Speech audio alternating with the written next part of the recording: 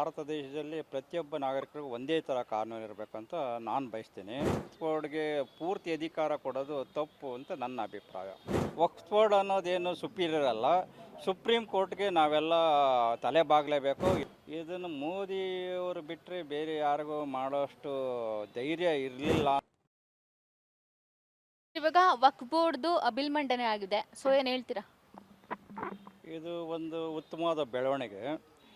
ನಮ್ಮ ಭಾರತ ದೇಶದಲ್ಲಿ ಪ್ರತಿಯೊಬ್ಬ ನಾಗರಿಕರಿಗೂ ಒಂದೇ ಥರ ಕಾನೂನು ಇರಬೇಕಂತ ನಾನು ಬಯಸ್ತೀನಿ.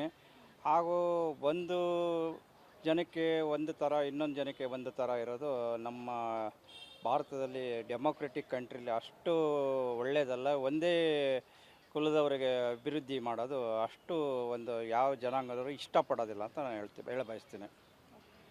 ಆಮೇಲೆ ಇದರಿಂದ ನಮ್ಮ ಹಿಂದೂಗಳಿಗೆ ಸ್ವಲ್ಪ ಒಂದು ಸೇಫ್ಟಿ ಅನ್ನೋದಿದೆ. ಇದನ್ನು ಹೀಗೆ ಮುಂದುವರಿಸೋದು ಒಳ್ಳೆಯದು. ವಕ್ಫ್ ಬೋರ್ಡ್ಗೆ ಪೂರ್ತಿ ಅಧಿಕಾರ ಕೊಡೋದು ತಪ್ಪು ಅಂತ ನನ್ನ ಅಭಿಪ್ರಾಯ. ಸರಿ, ಈ ಹಿಂದೆ ನೀವು ಕೂಡ ನೋಡಿರ್ತೀರ, ಅಂದರೆ ಯಾವ್ಯಾವುದೋ ರೈತರ ಜಮೀನೆಲ್ಲ ಕೂಡ ವಕ್ಫ್ ಬೋರ್ಡ್ ಸೇರಿದೆ ಅಂತ ಹೇಳ್ತಾ ಇದ್ರು. ಸೊ ಇವನ್ ವಿಧಾನಸೌಧ ಕೂಡ ವಕ್ಫ್ ಬೋರ್ಡ್ ಮೇಲೇ ಇದು ವಕ್ಫ್ ಬೋರ್ಡಲ್ಲೇ ಇದೆ ಅಂತ ಹೇಳ್ತಾ ಇದ್ರು. ಸೊ ಏನು ಅನಿಸ್ತು ಇವಾಗ ಇದೆಲ್ಲ ಚೇಂಜಸ್ಸು ಏನು ಅನಿಸ್ತಾ ಇದೆ ಸರ್? ಇದು ಒಳ್ಳೆ ಬೆಳವಣಿಗೆ. ಯಾರ್ಯಾರ ಆಸ್ತಿ ಯಾರ್ಯಾರು ಇದರಲ್ಲಿರಬೇಕು ಅವರಲ್ಲೇ ಇದ್ರೇ ಒಳ್ಳೆಯದು. ವಕ್ಫ್ ಬೋರ್ಡ್ ಅನ್ನೋದೇನು ಸುಪೀರಿಯರ್ ಅಲ್ಲ, ಸುಪ್ರೀಂ ಕೋರ್ಟ್ಗೆ ನಾವೆಲ್ಲ ತಲೆ ಬಾಗಲೇಬೇಕು. ಎಲ್ಲರಿಗೂ ಒಂದೇ ನ್ಯಾಯ ಇರಬೇಕು ಅಂತ ನಾನು ಹೇಳ ಬಯಸ್ತೇನೆ. ಇದರಿಂದ ಎಲ್ಲ ಜನಸಾಮಾನ್ಯರಿಗೂ ಒಳ್ಳೆಯದಾಗಬೇಕು, ಪ್ರತಿಯೊಬ್ಬ ಪ್ರಜೆಗೂ ಒಂದೇ ಥರ ಅಧಿಕಾರ ಇರಬೇಕು. ನಮ್ಮ ಭಾರತ ದೇಶದಲ್ಲಿರೋ ಪ್ರತಿಯೊಬ್ಬರ ಪ್ರಜೆಗೂ ಒಂದೇ ಅಧಿಕಾರ ಇರೋದು ಮತ್ತು ಒಂದೇ ಕಾನೂನು ಇರೋದು ಒಳ್ಳೆಯದು.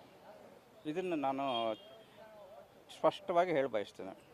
ಸಾಕಷ್ಟು ದಿನಗಳಿಂದ ಹೇಳ್ಕೊಂಡು ಬರ್ತಾನೆ ಇತ್ತು, ಅಂದರೆ ಅದು ಆಗುತ್ತೆ ಒಂದು ತೀರ್ಮಾನ ಬರುತ್ತೆ ಅಂತ. ಬಟ್ ಇವಾಗ ಒಂದು ದೊಡ್ಡ ತೀರ್ಮಾನನೇ ಬಂದಿದೆ ಅಂತಲೇ ಹೇಳ್ಬೋದು.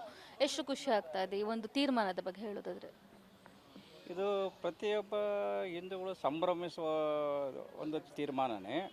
ಇದನ್ನು ಮೋದಿಯವರು ಬಿಟ್ಟರೆ ಬೇರೆ ಯಾರಿಗೂ ಮಾಡೋಷ್ಟು ಧೈರ್ಯ ಇರಲಿಲ್ಲ ಅಂತ ನಾನು ಅಂದ್ಕೊತೀನಿ.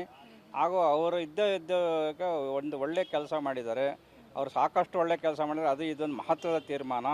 ಇದನ್ನು ಕೈಗೊಂಡಿದ್ದು ಪ್ರತಿಯೊಬ್ಬ ಹಿಂದೂಗಳಿಗೂ ಒಳ್ಳೆಯದಾಗುತ್ತೆ, ಮುಂದೆನೂ ಒಳ್ಳೆಯದಾಗುತ್ತೆ ಅಂತ ನಾನು ತಿಳ್ಕೊಂಡಿದ್ದೀನಿ. Beat plus Karnataka.